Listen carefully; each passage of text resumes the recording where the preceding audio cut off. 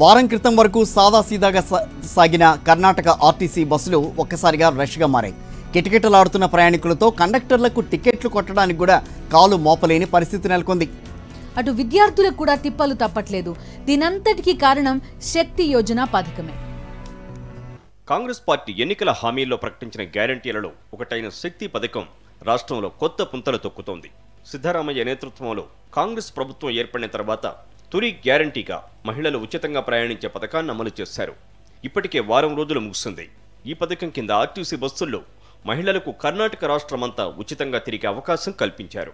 దీంతో మహిళలు ఒక్కసారిగా తెగ ప్రయాణం చేస్తున్నారు. ప్రత్యేకించి ఆలయ దర్శనానికి పెద్ద ఎత్తున తరలి వెళుతున్నారు.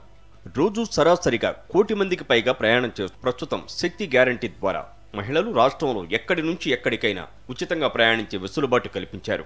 తొలి 3 రోజులు సాధారణంగా ఉన్న ప్రస్తుతం ఆర్టీసీ బస్సుల్లో మహిళల సంఖ్య గణనీయంగా పెరిగింది. రోజుకు సగటున 1.16 కోట్ల మంది ప్రయాణిస్తున్నారు. ఈ పథకం అమల్లోకి వచ్చినప్పటి నుంచి ప్రతిరోజు 35 నుంచి 40 లక్షల మంది అధికంగా ప్రయాణం చేస్తున్నారు. పాఠశాలలు ప్రారంభమైన తరుణంలోనే శక్తి గ్యారంటీ కూడా అమల్లోకి వచ్చింది. ఉదయం వేళల్లో విద్యార్థులు ఎక్కువ మంది బస్సుల్లో ప్రయాణించేవారు.